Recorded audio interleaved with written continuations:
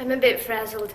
I showed my art video to my friend Helen, who was like, oh, you should really go check out this island that has all this modern art. So I looked it up, and indeed there is this funky art island called Naoshima. There are a couple of islands there. One is Naoshima, that's the bigger one, and then the other one is called Teshima. I'm trying to get there. I think I'm going to miss the train I wanted to take because I forgot my glasses, came back, and then forgot my SD card. I realized it wasn't in the camera. So we're dashing. Hello! Just a quick interruption. I'm going to be dropping in and out of this video a few times. I say some unflattering things about some of the places that I visited, and I wanted to offer a little more background and information before just kind of slamming the place. So expect more of these interruptions.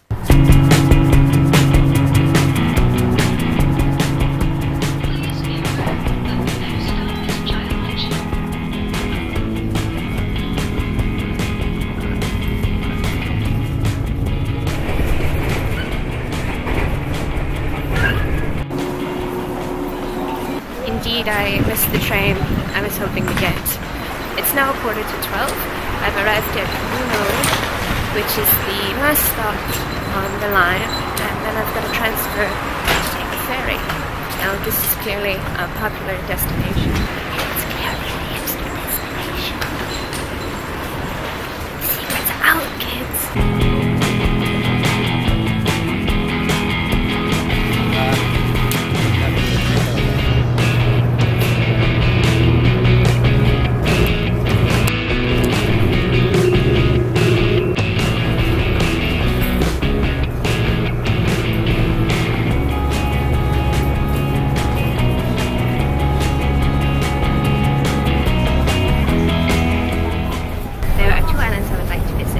Naoshima and Teshima.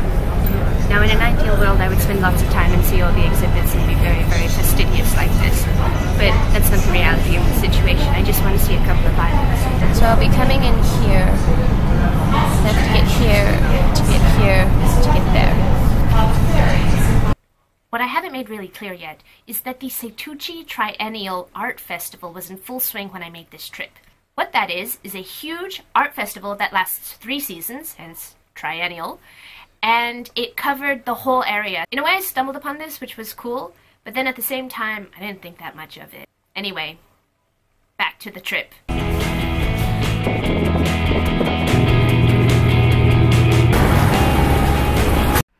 So I've planned very badly. I arrived at the port only to miss the bus that takes passengers to the museum center, which is not where either of the ports are. And then this kind gentleman has agreed to give me a lift to the other port, and at the other port there's a museum there, and I'll just save the museum district for another trip.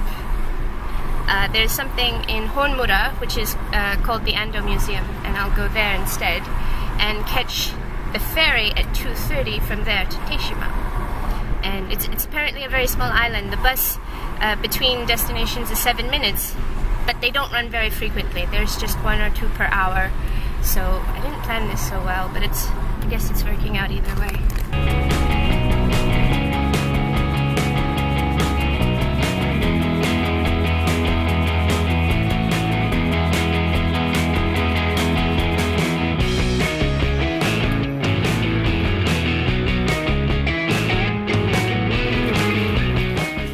Like so many places in Japan, you can't take pictures inside the Ando Museum. The Ando Museum is a museum dedicated to the famous architect Tadao Ando, and he's really great. Check out his work.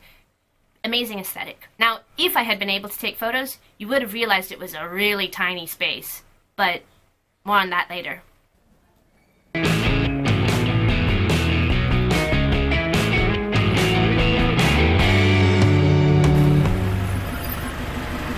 I have a small confession.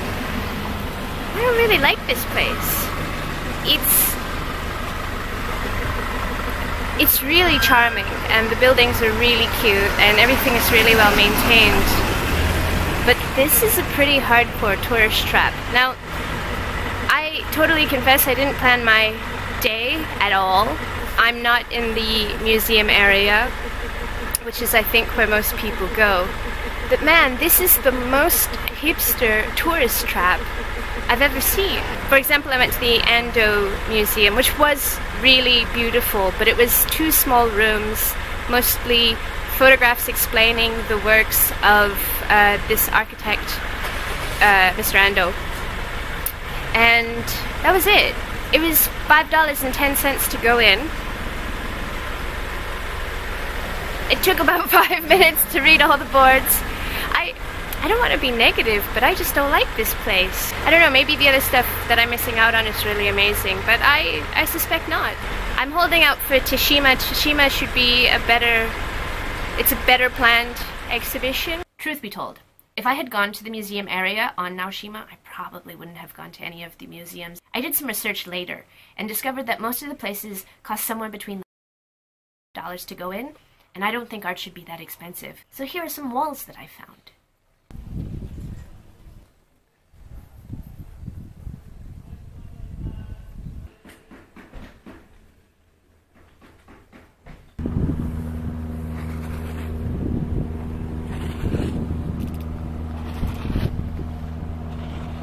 They're building something here. I'm gonna have a coffee before I get on the boat. Konnichiwa Cafe.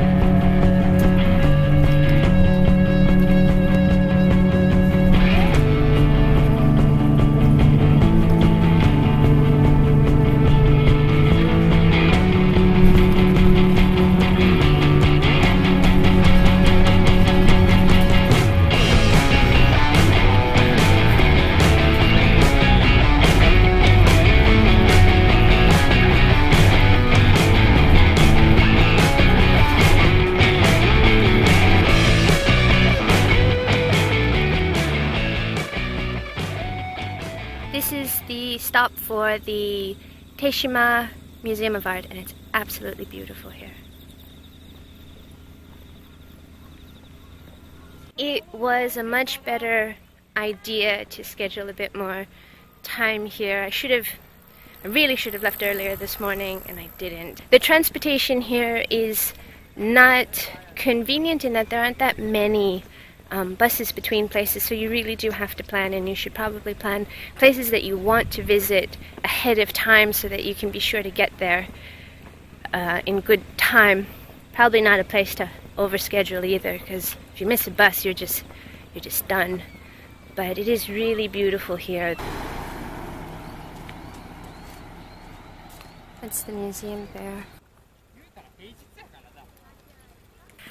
Don't quite understand how this art space works, but I was given a path to follow, so I'm just going to follow it.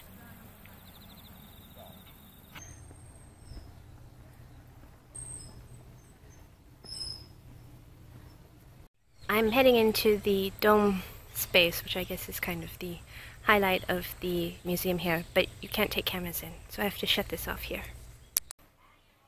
The Toshima Art Museum. That little walk that I made took about 2 minutes. You get there, you take off your shoes, you turn off your camera, and then there's like a little hobbit door, and you go through the hobbit door, and then you're inside this like concrete eggshell. That's really the best way to describe it. And on one side of the eggshell is a hole about 2 to 3 meters, 2 to 3 meters wide, and then on the other side is another hole, and one kind of faces the sea, and then one faces the mountain. The breeze passes through, and then there are these ribbons that kind of like hang from the hole, like across the diameter of the hole. And they're like tape, so they gently sway in the breeze. And they have some on both sides. They also have some kind of very fine threads that hang from the ceiling and, you know, collect moisture from breath. I don't know. They look kind of like roots. And then the floor is very, very, very non-porous. It's kind of got like a almost waxy surface. Now, the fountains referred to in the literature about this place are actually just very tiny holes in the concrete. And then water kind of like very slowly bubbles up through these tiny holes. It beads as it gets bigger, and then the floor, which has kind of like very minor slopes in it, forces the water, well, gravity forces the water to run along the slope. You can sit there and watch the water build up and then slide down the concrete, which I suppose is very conducive to contemplation. But it is not unlike being inside of a concrete car park with a leak. All you can really do in there is sit, or stand, or possibly walk around. I looked through one hole for a while, and then I moved and looked through the other hole for a while. There was a guy, like, kind of like lying down, but then someone told him to get up. I want to make something very clear. The eggshell is the whole of the museum. Yes, there are grounds you can walk around, but the eggshell is it. To sit inside the eggshell and watch the breeze carry the pieces of tape back and forth, and the water bubble up through the ground and run, costs you 1,540 yen, which is about $15.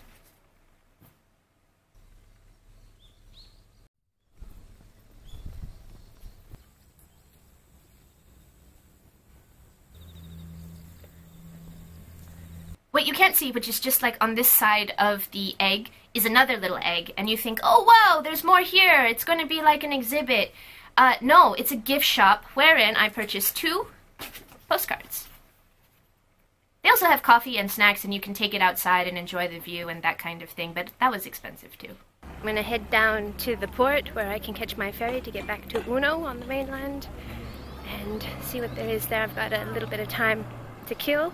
I was walking down the hill to the port and kind of thinking about my experience inside the eggshell, and the voice of my mother kind of came through, and she has a Chinese accent. She actually talks like this, and I could hear her say, "Oh, what is this? You spend $15 to sit inside of a car garage with a leak."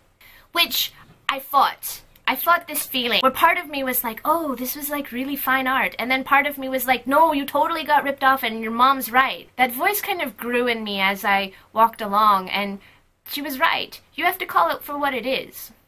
Swindle.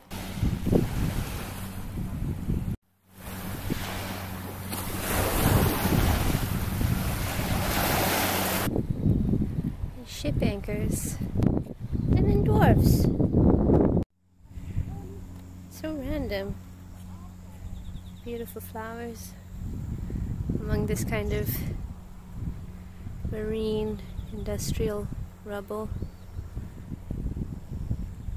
Now this part gets kind of icky for me.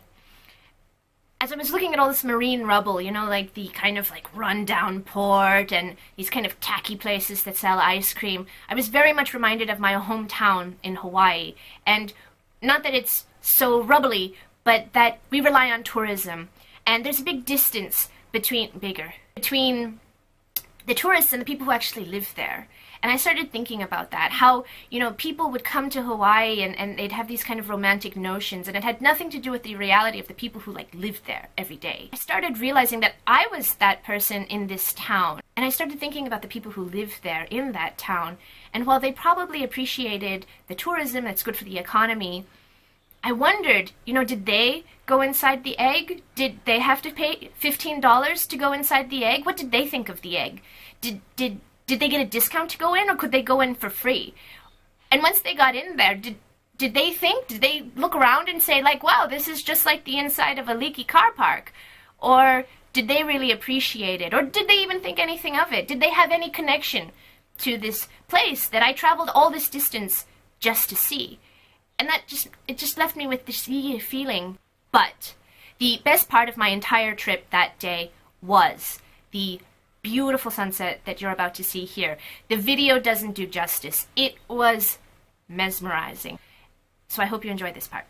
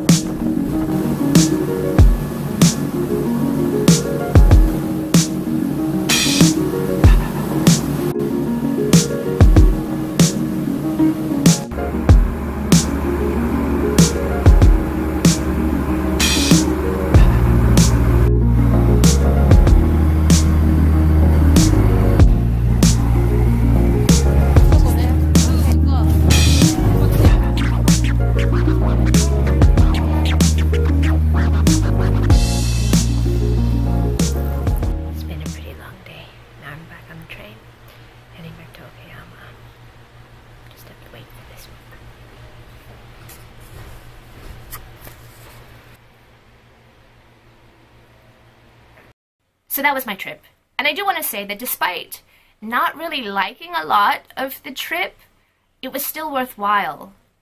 The highlights of the day were definitely visiting the nature. This part of Japan is just gorgeous, and if you have a chance to go to Western Japan, it's well worth it to make a trip to these islands. Stay for the sunset, take a stroll, go see the temples.